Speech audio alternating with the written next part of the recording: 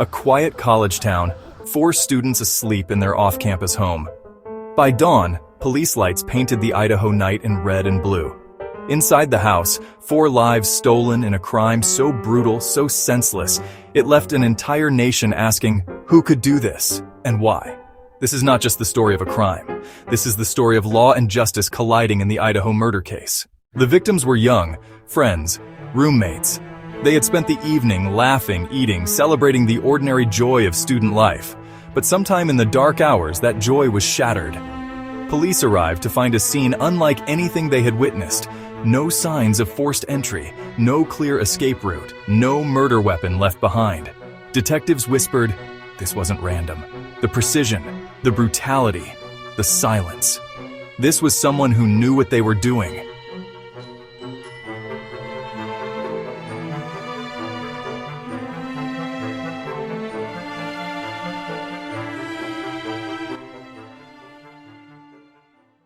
Fear gripped the town. Doors that once stayed unlocked were bolted shut. Students skipped classes. Parents called every hour. Investigators worked tirelessly, examining footprints in the snow, scraping DNA samples, pulling security footage from nearby cameras. Slowly, a pattern began to emerge. A car, seen circling the neighborhood multiple times. A cell phone, pinging near the crime scene, even when its owner claimed to be miles away. And then, DNA, left behind on a knife sheath hidden in the victim's home.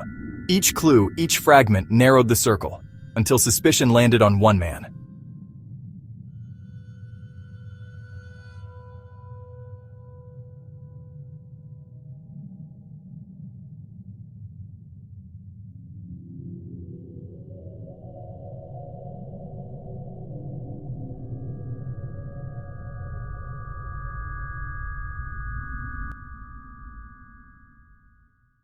He wasn't a drifter. He wasn't a stranger. He was a graduate student studying criminology. A man who sat in classrooms discussing how criminals think. A man who should have been learning how justice is served. But prosecutors alleged he wasn't just studying crime. Neighbors remembered his odd behavior, his quietness, his late-night drives.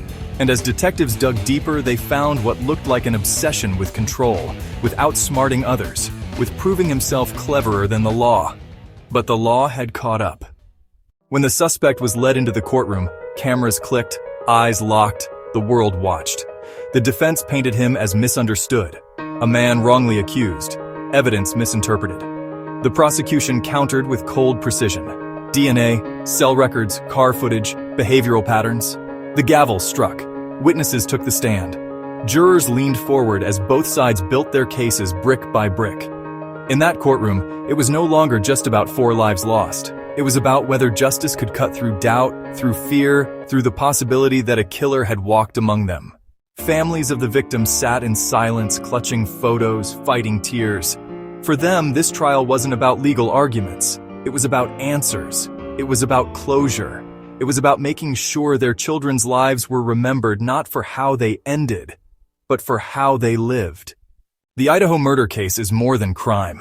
It's a mirror of fear, law, and justice colliding. A suspect stands accused. A town still trembles. And a nation waits for a verdict that could bring peace or spark new questions. Because in the world of law and crime, one truth remains. Justice is never as simple as guilty or innocent. Stay tuned. The story isn't over.